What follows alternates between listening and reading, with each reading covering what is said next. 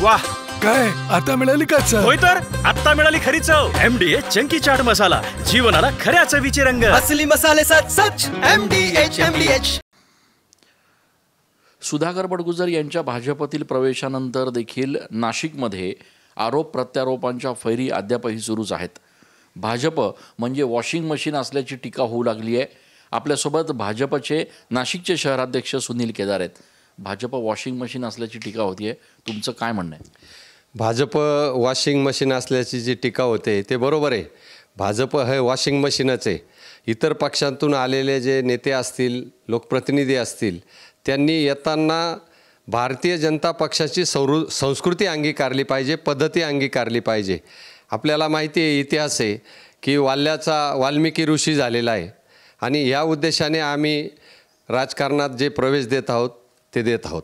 पण स्थानिक आमदारांची नाराजी पहिल्या दिवसापासून आहे. असं असताना कार्यकर्त्यांच्या भावना डावलून बडगुजरांना प्रवेश दिल्याची सध्या चर्चा आहे. स्थानिकांची नाराजी बरोबर आहे, कारण 2 वेळा निवडणुकांमध्ये सुधाकर बडगुजर आमच्या तेथील लोकप्रतिनिधी आमदार सीमाताई हिरेंच्या विरोधात लढले आणि ज्यावेळेस समोरासमोर लढाई होते त्यावेळेस ते सामदाम दंडभेद अशा प्रकारची ती लढाई असते. त्यावेळेस त्यांनी अगदी नको त्या शब्दात टीका केलेली होती आणि त्यामुळे त्या आमदार नाराज आहे.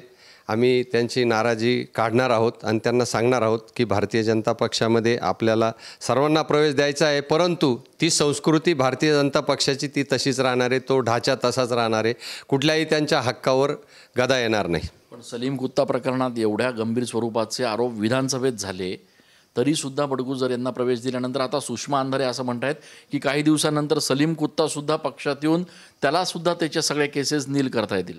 ज्या सुषमा अंधारेंनी बाळासाहेब ठाकरेंवर कमरेखाली वार केले, नको त्या शब्दात टीका केली, त्याच सुषमा अंधारे त्याच उबाठाच्या आज प्रवक्त्या आहे.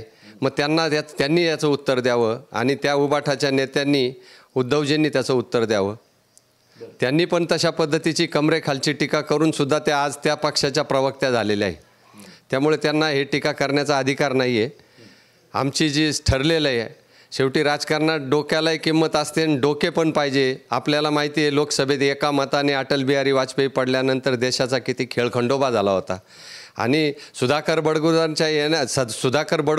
बडगुजरांमुळे जर पक्षाची त्या ठिकाणची ताकद वाढत असेल, सुधाकर बडगुजर हे जोपर्यंत उपनेते होते उबाठाचे तोपर्यंत ते चांगले होते आणि सुधाकर बडगुजरांचे काही मतभेद झाल्यामुळे ज्यावेळेस त्यांनी निर्णय घेतला भाजपात येण्याचा तेव्हा ते नालायक ठरले. म्हणजे आपल्या पक्षात लायक आणि दुसऱ्या पक्षात गेले तर नालायक, हे दुतोंडीपणा काय कामाचा. बबन घोलप हे काल ज्यावेळेला गिरीश महाजन यांच्या शेजारी उभे होते प्रवेशाच्या वेळेला, त्यावेळेला आपल्या गळ्यात असलेलं भाजपचं जे उपरण आहे ते त्यांनी तोंड पुसण्यासाठी वापरलं. तो सध्या व्हिडिओ व्हायरल होतोय. तसं काही नाही आहे. तोंड पुसण्यासाठी वापरलं म्हणजे गर्दीच इतकी झाली होती, अमाप गर्दी झाली होती आणि सगळ्यांनाच माझ्यासहित सगळ्यांनाच खूप घाम आलेला होता. तोंड पुसण्यासाठी वापरणं आणि त्याचा एवढी न्यूज करणं याला काही अर्थ नाही. खूप खूप धन्यवाद. सुनील केदार भाजपचे शहराध्यक्ष आहेत. सुधाकर बडगुजर यांच्या येण्यानं जर पक्षाची ताकद वाढत असेल तर आम्ही स्थानिक नेत्यांची नाराजी दूर करू असं देखील त्यांनी या ठिकाणी स्पष्ट केलं आहे.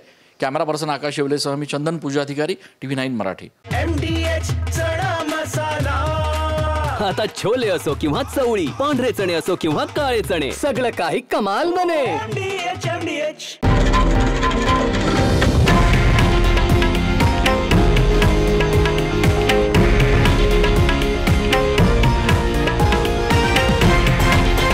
हे आहे देशातील नंबर 1 न्यूज नेटवर्क आणि आपण पाहत आहात TV9 मराठी, एकमेव.